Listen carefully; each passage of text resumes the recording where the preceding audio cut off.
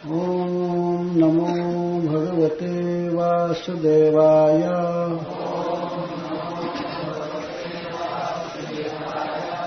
ओम नमो भगवते वासुदेवाय।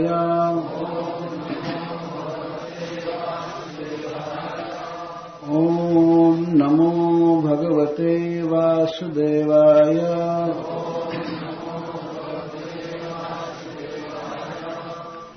लखन जानकी सहित प्रभु राजत रुचिर निकेत। सोह मदन मुनि वेश जनो रति ऋतुराज समेत। भगवान श्री राम जनकपुर चित्रकूट में हैं, अपने भाई श्री लक्ष्मण जी के साथ और श्री सीता जी के साथ वे विराजमान हैं। तो गोस्वामी जी एक प्रकार से उनका फोटो खींच रहे हैं, कैसे लग रहे हैं। लखन जानकी सहित प्रभु राजत रुचिर निकेत। वो सुंदर घर में, घर क्या है, पर्ण कुटी है, उसमें बहुत सुंदर लग रहे हैं। लक्ष्मण जी खड़े हैं भगवान के दाहिने और सीता जी बाएं भाग में बैठी। बहुत सुंदर लग रहे हैं।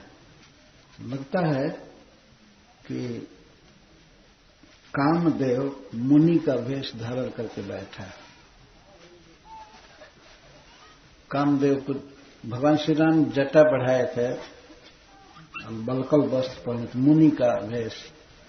ऐसा लगता था कि कामदेव ही स्वयं मुनि के भेष में बैठा है और उसके साथ मानो रति बैठी है, कामदेव की पत्नी रति, और बगल में बसंत खड़ा है। बसंत ऋतुराज मतलब ऋतुओं में श्रेष्ठ बसंत। ऐसा लगता है कि कामदेव बैठा है मुनि के वेश में और रति बैठी है और साथ में ऋतुराज बसंत। उस समय यदि वीडियो कैमरा हो रहा होता है तो चित्रकूट में भगवान किस तरह बैठे हैं फोटो लिया गया है। तो सुना देवताओं ने यह समाचार कि भगवान चित्रकूट में आ गए हैं, तो ये सब आए। अमर नाग किन्नर दिशिपाला चित्रकूट आए ते ही काला। अमर नाग किन्नर देवता, नाग ये भी देवता है, किन्नर और दिग्पाल। चित्रकूट आए ते ही काला, सब लोग चित्रकूट आए। राम प्रणाम किन्ह सब काहू मुदित देव लहि लोचन लाहू। भगवान श्री राम मनुष्य लीला कर रहे हैं, इसलिए जितने देवता आए भगवान राम ने सबको प्रणाम किया। ये मर्यादा पुरुषोत्तम का चरित्र है। सभी देवताओं को भगवान ने प्रणाम किया। ये सब देवता अपने नेत्र का फल पा करके बहुत प्रसन्न हुए, भगवान को देख रहे थे। तो बरसी सुमन कह देव समाजू नाथ सनाथ भय हम आजू। भगवान पर फूलों की वर्षा करके देवताओं ने कहा, आज हम, हे नाथ, आज हम सनाथ हुए। इतने अधिक राक्षस सता रहे थे, रावण आदि राक्षस देवताओं को। तो जानते हैं कि भगवान आए हैं तो अब रावण का वध भी करेंगे। तो ये बात को कह रहे हैं, तो वो फूल बरसा रहे थे और कहे कि हे नाथ, आज हम सनाथ हुए। नाथ का अर्थ होता है रक्षक। सनाथ माने रक्षक के साथ। आज हम सनाथ हुए, इतने दिन से हम अनाथ थे। करी बिनती दुख दुसह सुनाए हर्षित निज निज सदन सिधाए। सभी देवता भगवान से अपनी बहुत बहुत विपत्ति सुनाए, करी विनती दुख दुसह सुनाए। हमको ये तकलीफ है सरकार, ये दुख है, ये दुख है, ये दुख है। वो अपना दुख ही सुनाए और इसके बाद बुद्ध प्रसन्न होकर के अपने अपने घर चले गए देवता। चित्रकूट रघुनंदन छाए, समाचार सुनि सुनि मुनि आए। तो भगवान चित्रकूट में रहने लगे। उस क्षेत्र के जितने भी मुनि थे यह सुन करके समाचार आए। आवत देख मुदित रघुनंदन, रघु मुनि वृंदा, किन्ह दंडवत रघुकुल चंदा। मुनियों को आते हुए जब भगवान ने देखा तो वे उठ गए और सभी मुनि को दंडवत प्रणाम किए। मुनि रघुबर ही लाए उड़ले हैं, लेकिन कोई भी मुनि ऐसे नहीं थे कि जमीन पर उनको लेते रहने दे, बीच में ही पकड़ लेते थे मुनि लोग और भगवान राम का आलिंगन करते थे। मुनि रघुबर ही लाए उड़ले ही, सुफल हो नहीं हित आशीष देही। और उस समय सभी मुनि भगवान को आशीर्वाद देते थे। देखिए भगवान की लीला, सफलता के लिए आपका वनवास सुखद हो, आपको कोई दुख न हो, आप चिरंजीवी रहे, सुखी रहे, सब मुनि लोग आशीर्वाद। ये भी एक भगवान के लीला की सुंदरता है। भगवान तो स्वयं ही सुख के मूर्तिमान स्वरूप हैं, उनको क्या दुख है, लेकिन फिर भी मुनियों का भाव आशीर्वाद दे रहे हैं। अब मुनियों के भाव में और देवताओं के भाव में अंतर देखे। वो लोग आए तो दुनिया भर के दुख सुना करके चले गए, करी विनती दुख दुसह सुनाए। ऐसा ऐसा तकलीफ बताए कि वो सह नहीं पाते थे। अभी भगवान चित्रकूट में आकर के थोड़ा बसे हैं तो उनको आकर के सारा दुख सुनाए। बात है कि देवता लोग भगवान से दुख न सुनाए तो किसको सुनाए, पर ऋषि लोग कोई दुख नहीं सुनाए। लोग आए और भगवान को आशीर्वाद दिए। से सौमित्र राम छवि देख हैं, साधन सकल सफल कर ले। सीता और सौमित्र लक्ष्मण जी के साथ भगवान को ऋषि लोग देख करके और अपने सफल देख करके, दर्शन करके अपने समस्त साधनों को सार्थक समझे। हमने जो भी तप किया, उपवास किया, व्रत किया, हमारा सब सफल हुआ, भगवान का दर्शन मिला। जथा जोग सन्मानि प्रभु विदा किए, मुनि वृंद करहि जोग जप जाग तप, निज आश्रम निसुछम। भगवान ने जथा जोग सबका सम्मान किया और वे ऋषि लोग अपने आश्रम में जाकर के स्वच्छंद, किसी का कोई भय नहीं था, करहि जोग जप जाग तप, वे भक्ति योग में लग गए। विशेष करके महामंत्र का जप करते थे, जाग यज्ञ करते थे, तप करते थे, स्वच्छंद। अब किसी राक्षस का भय नहीं था। पहले क्या होता था कि जब ऋषि लोग भजन पर बैठते थे तो बड़े खूंखार राक्षस आकर के खा जाते थे, सीधा खा जाते थे, और हाड़ बच जाता था तो हाड़ जमा करते थे। कहीं हो सकता है हड्डियों से कुछ बनता होगा उनके यहाँ, तो हड्डी सब जमा करते जाते थे।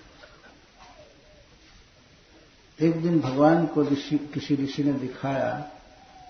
भगवान कहते हैं ये कैसा पहाड़ है? तो ऋषि कहते हैं कि हे भगवान, ये पहाड़ नहीं है, ये हड्डी का पहाड़ है। राक्षस सब आदमियों को, ऋषियों को खा करके मांस और चाम सब खा जाते थे और हड्डी जमा करते जाते थे। कुछ राक्षस इस युग में भी आते हैं। हमने सुना था कि नोएडा में, दिल्ली के पास नोएडा में कुछ राक्षस कहीं नाली में हड्डी डाले थे। बच्चों को अपहरण करके और उनका आंख या किडनी आदि निकाल करके और हड्डी बच्चा था, उनको पकड़ा गया था। तो उस युग में, उस समय ऋषियों को पकड़कर सीधे खा जाते थे, उनके आश्रम में जाकर के। बैठा है सीताराम सीताराम कर रहा है, तब तक हवाक से खा जाना, पकड़ लेना और दांत से काट काट करके चाम मांस खा लेना, हड्डी जमा, और एक जगह जमा करते थे कि ये ऋषि लोग देख करके डर जाएं इसको, और इसलिए कोई भजन न करे। भय उत्पन्न करने के लिए हाड़ को जमा करते थे। पर इस समय अब ऋषि लोग स्वच्छंद भजन करने लगे, अब किसी राक्षस का भय नहीं था। राक्षसों का वध करने के लिए ही भगवान का अवतार हुआ था। अब देखिए, एक दूसरा दल, वनवासी दल, वन में रहने वाला, कोल भील जब ये खबर पाए, मैं यही प्रसंग कहना चाहता हूं, कोल भील जब सब खबर पाए तो किस तरह से आकर के भगवान से मिल रहे हैं, सुनिए। यह सुधि कोल किरातन पाई, हर से जनु नवनिधि घर आई। जब कोल भील ने, वनवासी लोगों ने जब सुना कि भगवान यहां चित्रकूट में आए हैं, तो वे लोग उनके दर्शन के लिए चले और इतने हर्षित हुए जैसे उनके घर में नौ निधि आ गई हो। जैसे अष्ट सिद्धि होती है, ऐसे नौ निधि होती है। तो ऐसे हर्षित हुए कि सारा धन घर में भर गया। ये उनकी चेतना थी, भगवान से इतना प्रेम करते थे। और कंद मूल फल भरी भरी दोना, चले रंक जन लूटन सोना। और दोना में पलाश के पत्तन दोना बनाए, और दोना में भर भर करके बेर और भी कंद मूल फल जो भी वन में होता था ले लेकर के, बिल्कुल ताजा कंद मूल फल भरी भरी दोला, चले रंक जन लूटन सोना। ध्यान रखिए कि देवताओं ने कुछ भी नहीं दिया भगवान को, और मुनि लोग ठीक आशीर्वाद दिए, लेकिन कोल भील दोना भर भर करके कंद मूल लाए। कि कितना अंतर है। वो लोग आए तो हाय नाथ ये दुख है, ये दुख है, ये दुख है, यही कह करके चले गए देवता लोग।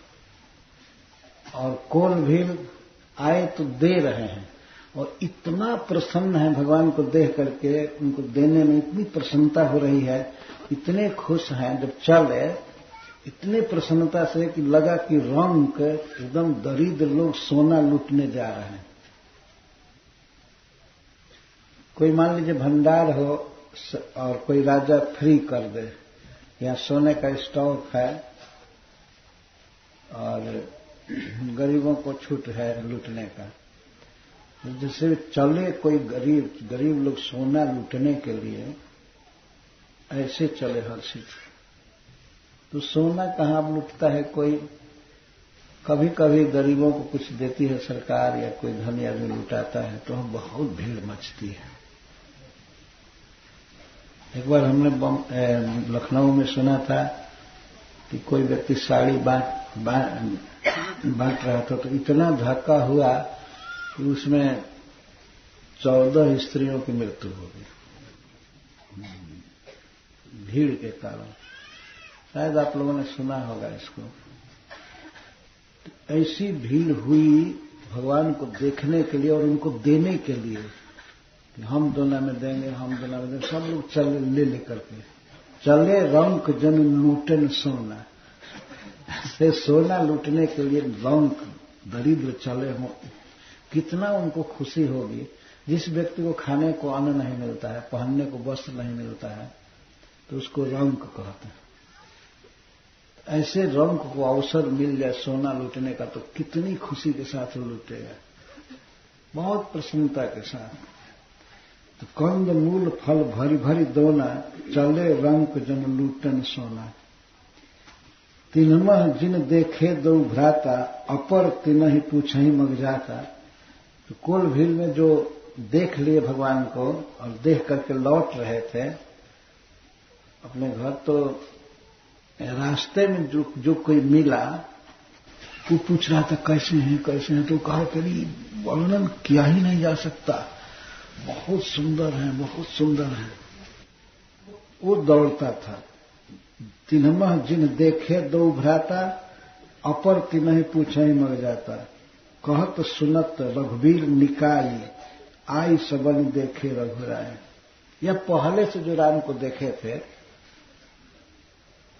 वे जब दूसरे से बताए कितना नीक लड़का है, निकाई मतलब सुंदरता, अरे उसकी सुंदरता, बोली, सुशीलता इतनी सुंदर है, वो लोग वर्णन करते थे।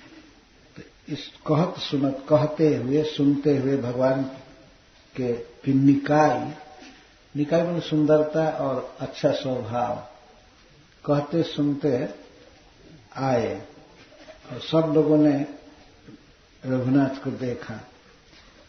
करही जोहारू भेंट धरि आगे, भगवान के पास कंद मूल फल आदि भेंट रख करके प्रणाम कर रहे थे और उनसे विनय करने लगे। करही जोहारू भेंट धरि आगे। नहीं, यहां पर प्रणाम करने की बात नहीं है। वे भावावेश में भगवान को प्रणाम भी नहीं कर रहे थे, रूप को देखने में आसक्त थे, भेंट रखने में थे, प्रणाम का जिक्र है ही नहीं। करही जोहारू भेंट धरि आगे। जोहारू मतलब भगवान से लेने के लिए, खाइए खाइए, ये हम बहुत अच्छा फल लाए हैं। प्रभु ही बिलोकहि अति अनुरागे। और भगवान को केवल देख रहे थे, देखने में व्यस्त थे। चित्र लिखे जन जह तह ठाढ़े। से दीवार पर चित्र बना दिया जाए, उसमें कोई स्पंदन न हो, हिले डोले नहीं, इस तरह से लोग एक टक देखते रह गए, खड़े रहे, खड़े खड़े सब देख रहे थे, कितना सुंदर लड़का है। भगवान को देख रहे थे। मुनि भेष में भगवान थे, जटा बढ़ाए थे, बलकुल पहने थे, एक तक देख रहे थे। इसे प्रेम कहते हैं। भगवान को देख रहे थे, उसके पहले कंदमूल फल रखे। पुलक शरीर नयन जल बाढ़े। देवताओं के लिए और मुनियों के लिए पुलक शरीर आदि नहीं आया। ये विचारणीय बात है। मुनि लोग आशीर्वाद दिए, पर भगवान के सौंदर्य में उनका चित्त उतना नहीं उलझा जितना इन कोल भीलों का उलझा था। चित्र लिखे जन जह तह ठाढ़े, पुलक शरीर नयन जल बाढ़े। भगवान को देख करके उनकी आंखों में आंसू आ गए, आनंद का आंसू, और शरीर में सिहरन हो गई, पुलक हो गया, रोए खड़े हो गए।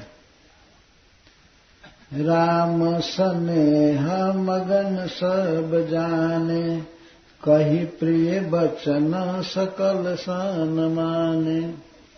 तो भगवान ने, श्री राम ने देखा कि सभी स्नेह में मग्न हैं, हमसे इतना प्रेम करते हैं, तो उनको कहे, बहुत प्रिय वचन बोले, कहे, सबका सम्मान किए और बैठने के लिए कहे, बहुत सम्मान किए। प्रभु ही जोहारी बहोरी बहोरी, बचन विनीत कहीं कर जोरी। भगवान से बार बार जोहारू करते हैं, विनती करते हैं, और इस तरह से हाथ जोड़ करके कहने लगे, अब हम नाथ सनाथ सब, भय देखी प्रभु पाए, भाग हमारे आगमन राउर को सलराए। हे नाथ, हम अब सनाथ हो गए, आपके चरण कमल को देख करके हमारा बहुत बड़ा भाग्य है, हमारा भाग्य खुल गया। आप जब आए, इससे हमारा भाग खुल गया। आपका आगमन ही हमारे लिए बहुत भाग्य की बात है। राउर कौशल राय, आपका आगमन हमारे लिए बहुत आनंद की बात है। धन्य भूमि वन पंथ पहाड़ा, जहाँ जहाँ नाथ पाँव तुम धारा। धन्य है यह भूमि और धन्य है वन, वन का रास्ता, और धन्य है पहाड़, जहाँ जहाँ आपने अपना चरण रखा, ये सब धन्य है। धन्य भूमि वन पंथ पहाड़ा, जहाँ जहाँ नाथ पाव तुम धारा। धन्य विहंग मृग कानन चारी, सफल जन्म भय तुम ही निहारी। धन्य है यह भूमि और धन्य है वन का रास्ता, धन्य है पहाड़ कामदगिरी आदि, जहाँ जहाँ हे नाथ आपने अपना पैर रखा। धन्य विहंग मृग, इस वन के पक्षी धन्य हैं और पशु धन्य हैं जो वन में विचरण करते हैं, क्योंकि सब लोग आपका दर्शन करके धन्य हो गए। सफल जन्म भय तुम ही निहारी। इन पक्षियों का, पशुओं का, मनुष्यों का, सबका जीवन धन्य हो गया आपका दर्शन करके। अब कहते हैं, हम सब धन्य सहित परिवारा, दीख दरस भरी नयन तुम्हारा। हम पूरे परिवार के साथ धन्य हो गए, हमारा जन्म सफल हो गया आपका दर्शन करके। पूरे परिवार मतलब इसका अर्थ है कि परिवार में बच्चे, स्त्रियां और सब लोग देखने आए थे, भगवान को देख करके सबका जन्म सफल। हम सब धन्य सहित परिवार आए। वास्तव में वह व्यक्ति धन्य है जिसका पूरा परिवार भगवान से जुड़ा है, भगवान की सेवा करता है। हम सब धन्य सहित परिवार है। और देवता लोग क्या कहे थे, हम मर रहे हैं, हम हमारा दुख दूर कीजिए, ये दुख है, ये दुख है। यह भी एक भक्ति ही है। यह भक्ति देखिए, हम सब धन्य सहित परिवारा, दिख दरस भरी नयन तुम्हारा। नयन भर करके आपको देखे तो किन्ह बास भल ठाट ठाव विचारी, यहाँ सकल ऋतु ऋतु रहब सुखारी। आप ठीक जगह पर आकर के रहे हैं। हर एक महीने में, ऋतु में यह स्थान बहुत अच्छा है। अब कह रहे हैं, हम सब भांति करब सेवकाई, करी के हरि अहि बाघ बराई। हम सब तरह से आपकी रक्षा करेंगे। हम आपको जंगली हाथी से बचाएंगे, सिंह से बचाएंगे, सांप से और बाघ से बचाएंगे। क्या प्रेम है इनका। हम सब भांति करब सेवकाई, हम सब तरह से आपकी सेवा करेंगे और आपकी रक्षा करेंगे, जंगली हाथी से, सिंह से, सांप से और बाघ से। करी के हरि अहि बाघ बराई। हमारे हाथ में धनुष रहता है, बाण रहता है, बड़े बड़े हाथियों को, सिंह को, बाघ को यह फटकने नहीं देंगे। हम सब भांति करब सेवकाई, करी के हरि अहि बाघ बराई। और कहते हैं, बन बेहड़ गिरी कंदर खोहा, सब हमार प्रभु पग पग जोहा। इस वन में, वन बेहड़, बेहड़ का अर्थ सब लोग जानते हैं। वन में वन, बेहड़, पर्वत, कंदरा और खोह, सब हमारे प्रभु पग पग जो है। हम लोग एक एक इंच जानते हैं, एक एक पग जानते हैं कहाँ क्या है, कैसा वातावरण।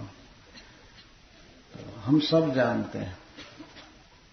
जहाँ तहाँ तुम ही अहेर खिलाऊब, सर निर्झर जल ठाव दिखाऊ। हम आपसे अहेर करवाएंगे। अहेर का अर्थ होता है हिंसक जीवों को मारना, खेलना धनुष बाण लेकर। तो हम आपसे अहेर करवाएंगे और आपको नदी दिखाएंगे, झरना दिखाएंगे, जल कहाँ अच्छा है, मीठा है, सब उसको दिखाएंगे। सर निर्झर, सरोवर, निर्झर झरना और जल का स्थान दिखाओ, हम आपको दिखाएंगे। लेकिन अब नया आए हैं, आपको पता नहीं होगा कहाँ किधर बाघ रहता है, भयंकर अजगर रहता है, हमको सब पता है। और कहाँ सुंदर स्थान है, जल का स्थान। और हम पूरा परिवार के लोग आपके सेवक हैं। आप हमको कोई भी आदेश देने में संकोच मत कीजिए। हम सेवक परिवार समेता, नाथ न सकुच बयाय सुदेता। आप हमें आज्ञा देने में संकोच मत कीजिएगा। हम पूरे परिवार के लोग आपके सेवक। किसी किसी को यह भी पता था, पूछ करके लगा लिए थे कि ये इनकी सौतेली मां ने निकाल दिया है, इनको घर से इनको निकाल दिया गया है। ये कोल भी कहते कोई बात नहीं, आप अपने घर में आए हैं, आप निश्चिंत रहिए, आपको कोई कष्ट नहीं होगा। हम सेवक हैं, हम सेवक परिवार समेता, नाथ न सकुचब आयस देता। हे नाथ, हमें कोई भी आदेश देने में हिचक मत कीजिएगा। वेद बचन सुनि मुनि अगम, ते प्रभु करुणा ऐन। बचन किरातन के सुनत, जिमि पितु बालक बैन। जो भगवान वेद वाणी से भी परे हैं, वेद का वाक्य भी जिनका निरूपण नहीं कर पाता है और मुनियों के मन में भी वे नहीं आ पाते हैं, ऐसे करुणा निधान, करुणा के आयन, कृपा निधि भगवान उन किरातों के वचन को ऐसे प्रेम से सुन रहे हैं और स्वीकार कर रहे। जो कहते हैं कि हम आपकी रक्षा करेंगे, सब देखे हैं, तो हाँ ठीक है, ठीक है, हम तो अनजान हैं, आप ही हमारे रक्षक हैं, ऐसे भगवान कहते हैं। तो जैसे पिता अपनी तोतली बोली में बोलने वाले बच्चे की बात सुनता है, वैसे भगवान कुल भील की बात सुन रहे हैं। वेद बचन मुनि मन अगमाते, प्रभु करुणा ऐन। बचन किरातन के सुनता, जिमि पितु बालक बैन। यहीं पर गोस्वामी तुलसीदास ने लिखा है कि राम ही केवल प्रेम प्यारा, जान लेऊ जो जान निहारा। जो जानने वाले हैं, सिद्धांत बहुत जानते हैं, जान लीजिए कि भगवान राम को केवल प्रेम प्रिय है। राम ही केवल प्रेम प्यारा, जान लेव जो जान निहारा। राम सकल बनचर पर तबतो से, कही मृदु वचन प्रेम परिपोष। उसमें श्री राम बहुत सुंदर प्रिय वचन बोल करके वनचरों को, वन में रहने वाले सभी को बहुत संतुष्ट किए और कही मृदु वचन प्रेम परिपोष, उनके प्रेम को और पोषे। अगर वे कहते थे कि हम आपकी रक्षा करेंगे, हमें आज्ञा दीजिएगा, तो भगवान भी बोलते थे कि हाँ, हमारा यहाँ कौन है, आप ही हमारे परिवार के हैं, मैं आपकी शरण में आया हूं। इस तरह उनके प्रेम को और बढ़ा रहे थे, पोष रहे थे। हमारे तो माई बाप आप ही हैं, हमारे यहाँ कोई नहीं है। माई बाप तो घर से निकाल ही दिए। तो भगवान ने नहीं कहे ऐसा, लेकिन हमारे पिता, हमारे भाई, हमारे सब कुछ आप हैं, मैं आपके शरण में हूं, ठीक है, हमारी रक्षा करते रहिएगा। तो अब विचार कीजिए मुनि पर और देवताओं पर। किरात लोग क्या बोल रहे थे भगवान से और ये लोग क्या बोल रहे थे। तो मुनियों का वचन तो ठीक है, लेकिन देवताओं का कर बिनती दुख दुसह सुनाए।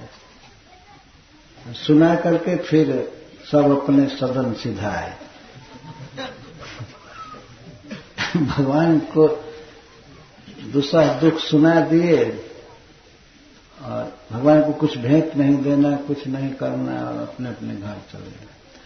जबकि किरातों के पास कुछ भी नहीं है, देवताओं के पास तो सारा विश्व है, साम्राज्य है, उनको धन काफी है। भगवान को भक्ति प्रिय। ये जब भागवत सप्ताह होने वाला था तो मेरे मन में बिल्कुल इच्छा नहीं थी। मैं सोचता था कि हमको न कहना पड़े, लेकिन नहीं होता तो अच्छा होता है। कई प्रोग्राम से एक और प्रोग्राम बढ़ा लेना और कैसे व्यवस्था होगी क्या हो, परंतु यहाँ के भक्तों ने कहा कि नहीं, भागवत तो होगा ही, होना चाहिए। तो मैं थोड़ा बहाना करने लगा कि नहीं, अकाल पड़ा है, छोड़िए इसी साल। मैंने यही कहा कि नहीं, अकाल पड़ा है, जितना भार डालना ठीक। लेकिन भक्त बहुत उत्साहित थे और इस तरह से उन्होंने सेवा किया सबकी, भक्तों की। ऐसा नहीं है कि ये गांव और गांवों से बहुत धनी है, ऐसा कुछ नहीं है। एक प्रकार से कहिए तो ये भी वन में है और किरातों का ही गांव है। स्टैंडर्ड देखा जाए तो कुल भी जैसा ही वातावरण है, कोई बहुत धन नहीं है, लेकिन फिर भी इन भक्तों ने इतना मेहनत किया और अपने परिवार के साथ, हम सेवक परिवार समेता, परिवार के बच्चे भी लगे रहे, स्त्रियां काम की। सोने का भी अवसर नहीं मिलता है। देखते हैं बर्तन मांजते हैं, कितने लोग लगे रहते हैं। हम लोग तो सो जाते हैं, लोग रात में पहरा देते हैं, अपनी शक्ति भर अच्छा से अच्छा प्रसाद देने की कोशिश करते हैं। मुझे इसी बात पर एक कथा याद आई। इन भक्तों ने कितना प्रेम किया है, सेवा किया है, और देवता आ करके और अपनी आफत सुना करके चले गए। अपनी विपत्ति सुनाकर चले गए। भगवान को भक्ति प्रिय है, और जो व्यक्ति भगवान की भक्तों की इस तरह से सेवा करता है तो भगवान उसे प्रचुर सुविधा भी देते हैं, सब देते हैं। केवल हृदय में इच्छा होनी चाहिए कि हम करेंगे, तो भगवान सब सुविधा दे देते हैं किसी तरह से। जेकर खर्ची सवा मन के उपजे सवा से, ना जाने राम जी लगे हैं कौन फेर। जिसका खर्चा सवा मन का है और उपजा है सवा शेर, पर भगवान राम कोई न कोई उपाय कर ही देते हैं, सबका गुजारा होता है। तो आप लोगों ने भगवान की कथा का आयोजन किया, इसके लिए बहुत बहुत धन्यवाद है। अब हमें प्रसन्नता है कि ठीक हुआ कि खलिया में कथा हुई।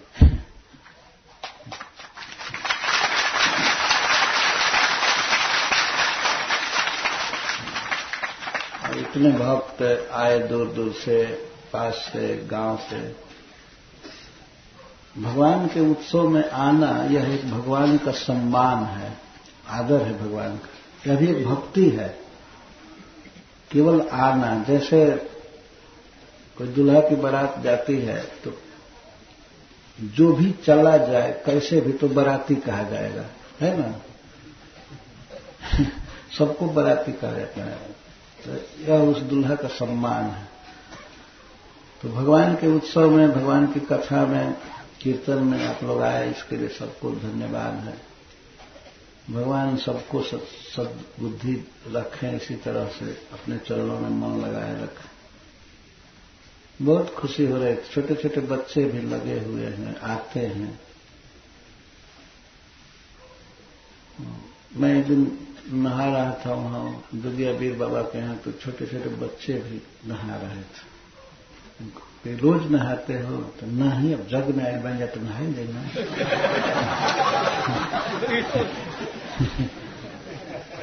जग में आए हैं तो नहाएंगे ना। इस तरह से एक अवसर मिलता है। भगवान का जो उत्सव होता है, कथा महोत्सव, तो बच्चों को भी अवसर मिलता है, स्त्रियों को अवसर मिलता है भगवान का दर्शन करने का, कथा सुनने का, भोजन बनाने का, भोजन परोसने का, प्रसाद खाने का।